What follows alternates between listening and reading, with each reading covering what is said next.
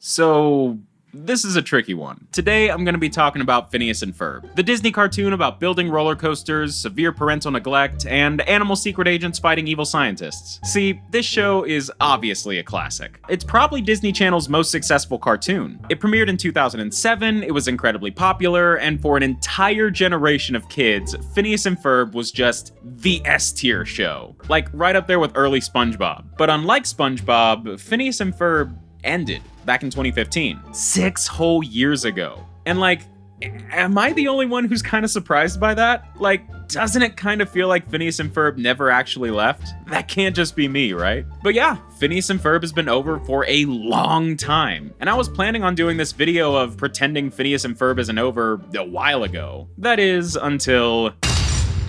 yeah, so Phineas and Ferb isn't quite as over now as it was a few months ago. But one movie in 6 years is not enough to say a show is back. And as far as we know, Candace Against the Universe, that's all we're gonna get. They haven't made any new episodes since 2015, so Phineas and Ferb, technically still over. But I would very much like it not to be. This was one of the biggest cartoons of the late 2000s and the early 2010s. So how are we supposed to fill the void now that one of the defining shows of our generation is over? Well, like I always say, it's time to live in denial. I think you know how we do things by now. Today, I'm gonna take a look at everything Phineas and Ferb related that isn't the actual show, in the hopes of never having to face the harsh bitterness of the reality we currently live in. So first, for anyone who doesn't know, Phineas and Ferb is all about these two guys who do crazy, out-of-this-world things during their summer vacation. They have a sister named Candace, who's always trying to get them in trouble for the stuff they get up to. They have a pet platypus named Perry, who's also a secret agent fighting an evil scientist named Dr. Doofenshmirtz, who I think is everyone's favorite character, and the only one I can do an impression of. Perry the Platypus! Every episode follows more or less the same formula, there's a lot of musical numbers, it's a pretty classic setup. And these dudes had the summer break we could only have dreamed of growing up. And if you know anything about me, you know I did not spend my summer vacations building rockets, fighting mummies, or climbing the Eiffel Tower. Nah, Baby Fofi spent his summer breaks inside, watching cartoons, and playing video games. Especially the video games. Games I could get sucked into for hours. That's how I went on my adventures,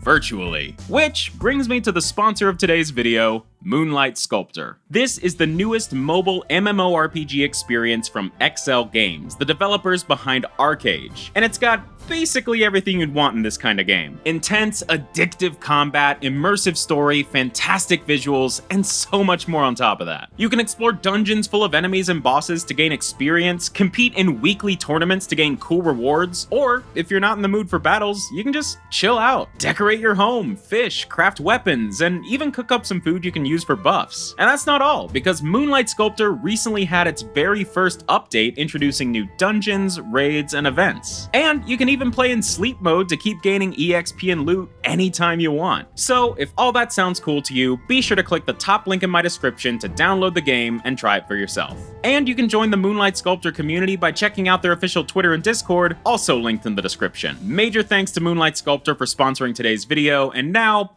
back to Phineas and Ferb. So lucky for us, Phineas and Ferb was huge, so there's all sorts of stuff we can look at. And just like last time when I was pretending Gravity Falls wasn't over, I want to start by looking at the world of Phineas and Ferb toys. Yeah, that's pretty much what I expected. Just like with Gravity Falls, there are Phineas and Ferb toys, but God, they are just stupidly expensive these days. And unlike the Gravity Falls video, I never bought any of these back in the day. So the best I can do today is to just take a look at what I could have had if I hadn't waited until everything was over $100. This is really what's become my channel, huh? I used to do heavily detailed and researched videos on pop culture history. Now I'm looking at pictures of toys I can't afford. Alright, we have some pretty standard stuff here. Honestly, really cool looking action figures of all the main characters. Got Candace, Doofenshmirtz, Perry the Platypus, Ferb, and... oh my god! So this is Phineas. Alright, how did they get literally every character just right?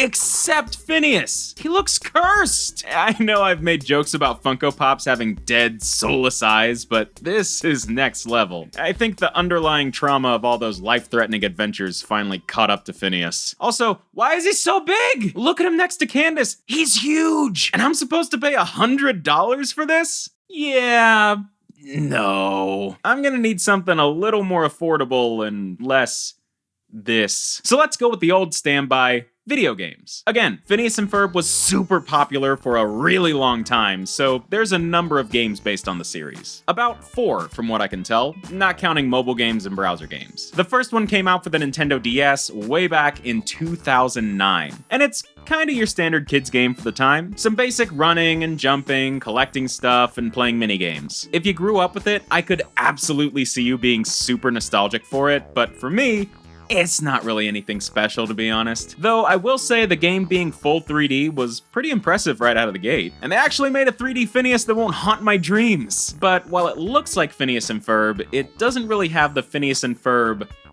energy. I feel like I played a million games just like this growing up. So this doesn't really scream Phineas and Ferb, the game, as much as it screams kids game, featuring Phineas and Ferb. I mean, the music doesn't even feel like the show. Overall, it's not a bad attempt, but for our purposes today, it's just not quite there. Apparently, this game does have a sequel, but it just looks like more of the same to me. So instead, let's hop over to the home consoles and take a look at Phineas and Ferb Across the Second Dimension for the PlayStation 3. This game was released in 2011 and was based on the first big Phineas and Ferb movie. And you know, it's been a couple years, the show's bigger, we're on the PS3 now, maybe this will really give us the Phineas and Ferb spirit we've been looking for. And it's closer? Honestly, this game's kinda weird. All the setup is shoved into this one montage that lasts like a minute before you're just tossed into the first level, which is right in the middle of the movie's plot. Then the game's just like, alright, go! Suddenly, everything's covered in purple gelatin, we're talking to other dimension versions of characters, Phineas knows who Doofenshmirtz is.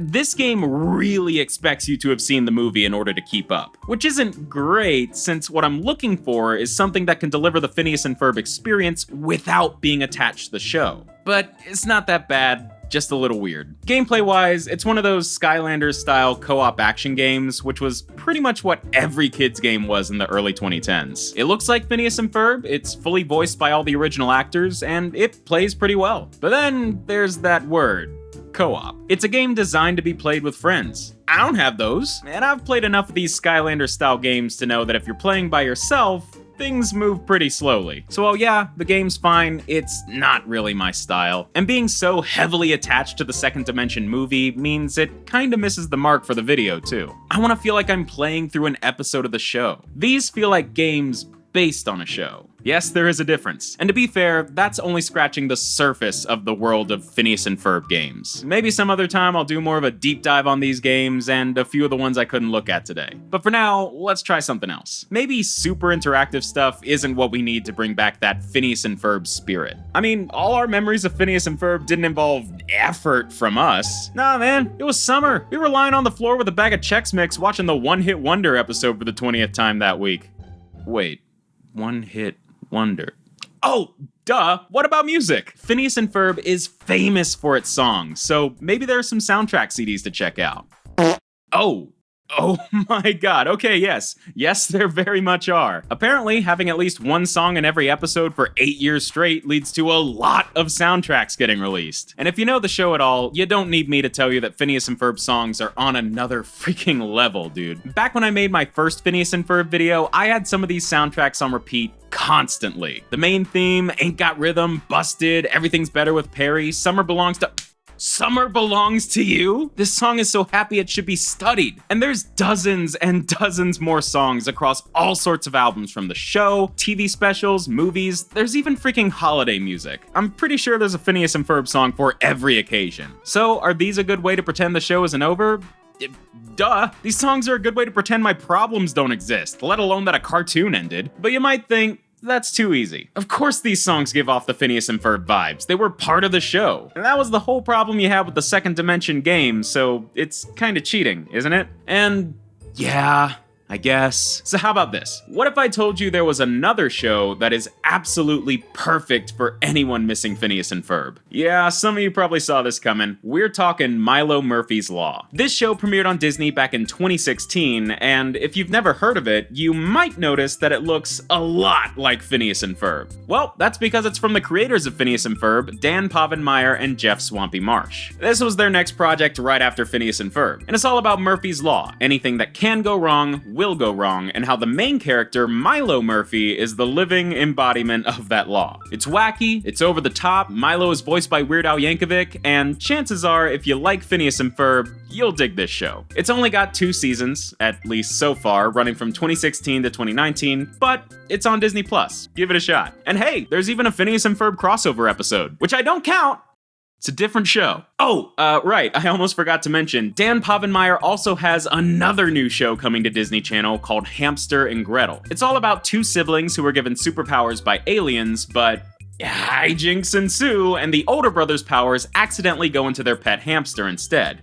You know, like when that happens. The show's apparently gonna have plenty of music, as you'd expect, and of course, it's still got that classic Phineas and Ferb art style. And since Milo Murphy got a crossover episode, I think it's a pretty safe bet we'll see Phineas and Ferb pop up in this show too. So at this point, we've looked at Phineas and Ferb toys, games, soundtracks, and even other shows from the same creators. That is a lot of different ways to pretend Phineas and Ferb isn't over. I didn't even get to the books. There is so much more I could talk about. But after all this, if it's just not enough and you really need something else to fill that void left behind when Phineas and Ferb ended, just download TikTok, man. For real, I've been on TikTok for like a year and a half now, and it seriously feels like no one ever shuts up about Phineas and Ferb over there. Especially not this guy. Dude talks about it all the time. You'd think he co-created it and voiced a main character or something. But at the end of the day, Phineas and Ferb is, in fact, over. But with Candace Against the Universe coming out so recently and doing really well, plus things the creators have hinted at, and the show just generally skyrocketing in nostalgic popularity,